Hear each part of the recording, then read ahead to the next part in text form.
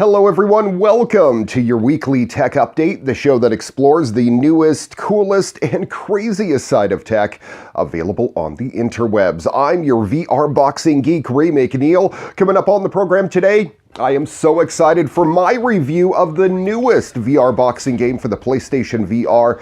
We're talking Creed. That is on the way. Also, Delta is using facial recognition in Atlanta's international terminal. And happening in this week's What The? A welcome sign from Wenatchee, Washington. That and a whole lot more coming up on your weekly tech update next.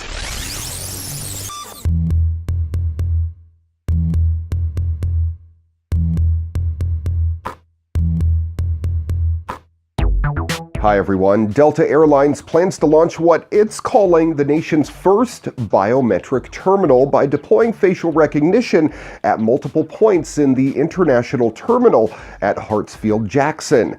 At the Maynard H. Jackson International Terminal and Concourse F at the Atlanta Airport, Delta plans to use facial recognition at check-in, at the security checkpoints, at boarding, and at customs processing. In fact, Atlanta-based Delta says international travelers flying on Delta between Atlanta and other countries can use facial recognition instead of their passports to go through those checkpoints at the airport. Pretty cool if you ask me.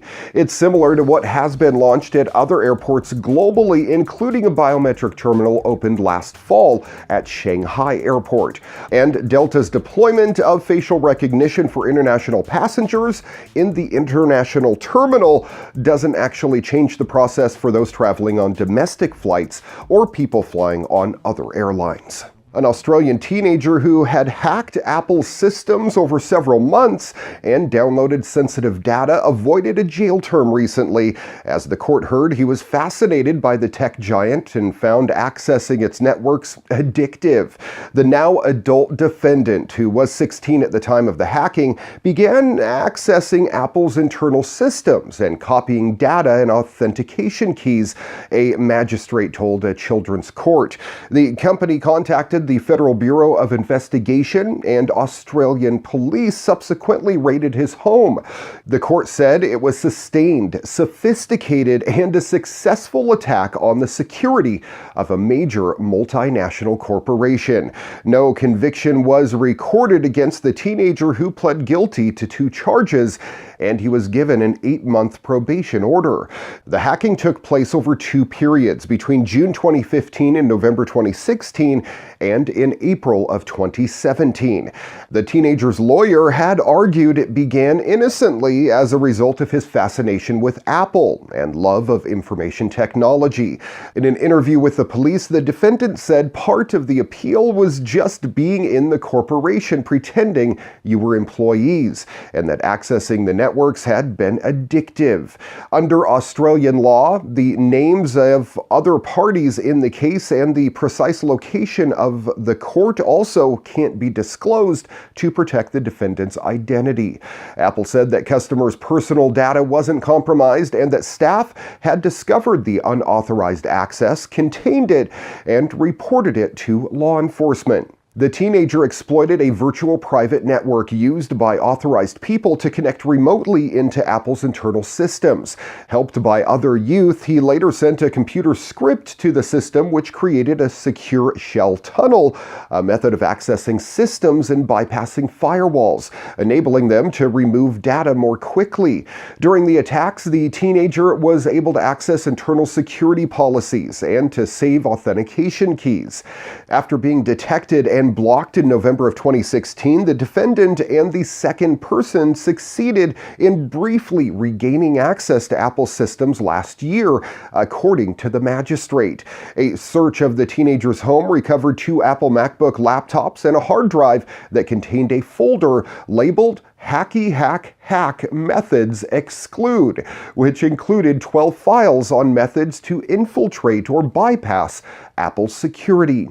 Australian investigators discovered about a terabyte of data sensitive both from a privacy and commercial point of view that had been copied from Apple systems. An ongoing investigation by Australian police may result in other people being interviewed or charged. Evidence against a second teenager has been sent to the Office of the Commonwealth Director of Public Prosecutions. One of the charges in the case related to unauthorized and reckless modification of data carries a maximum sentence for an adult of 10 years in jail, while a second offense of unauthorized access of data is punishable by as much as 2 years in jail. The court had the ability to impose potential jail terms of 2 years for one charge and 12 months for the other, but sentencing of juveniles is focused on rehabilitation, and the defendant had shown remorse and cooperated with authorities. There's a growing need to develop automated robotic solutions for agriculture due to increasing demand for food, changing climate conditions, and decreasing availability of manual human labor. That came from Cambridge PhD student Lusa Skimeka. Our lettuce and stem cell detection algorithms demonstrates a robot which is robust to clutter, varying lighting conditions, and camera distance, as well as to variations in produce size, shape, and orientation. At Cambridge University, a novel machine vision pipeline and suction removal vacuum system developed in the department's Machine Intelligence Laboratory is capable of performing the peeling process with full leaf removal of lettuce 50% of the time, with the process taking an average of 27 seconds to complete. Sorting crops such as lettuces and removing the outer leaves after harvesting is a task currently performed by farm workers. For farm workers, this is a very easy task, but for robots, it's a challenging vision and manipulation task, and which has so far been difficult for robotic technologies to grasp. But now the automated removal of lettuce leaves has moved a step closer to reality after the research team led by Dr. Lida addressed the challenges of handling this soft, fragile produce. Their creation of a 3D printed circular nozzle mounted at the end of a robotic arm and tested with a suction system acts as the single vacuum suction point. It's designed to grasp a leaf and remove it from the main body of the lettuce using a tearing action without causing damage to the produce. Crucial to the accuracy of the leaf tearing is the use of computer vision to locate and determine the positioning of the lettuce. It does this by first detecting the lettuce stem with the aid of a 2D web camera placed directly above and within the assumed field of vision. In cases where the stem cannot be found, an action will be taken to flip the lettuce over by applying a horizontal force and rolling the lettuce with a soft pad attached to the robot arm. Better positioning of the lettuce can then be achieved with the outer leaf on top and with minimal risk of damage. The lettuce and stem detection algorithm was tested on 180 pictures of individual lettuces taken with the web camera at heights of between 70 and 100 centimeters. A total of 10 different iceberg lettuces were used in different positions and with varying light direction and intensity, with some positioned alongside background objects arranged to represent clutter. In addition, 30 frames were taken after storing the produce for 3 days, resulting in changes in stem color. The lettuce detection algorithm was accurately able to locate the center of the lettuce with 100% accuracy, and the stem detection algorithm achieved a detection rate of 81%. As a result of these findings, the research team were able to identify the optimum lettuce leaf removal point. Researchers worked on the vision system for quite a while, saying that the robot could be applied to many other crops, such as cauliflower, which is far less fragile and which poses less challenges when it comes to computer vision analysis. Lettuce leaf peeling is an interesting robotics problem from an engineering perspective because the leaves are very, very soft. They tear easily, and the shape of the lettuce is never a given.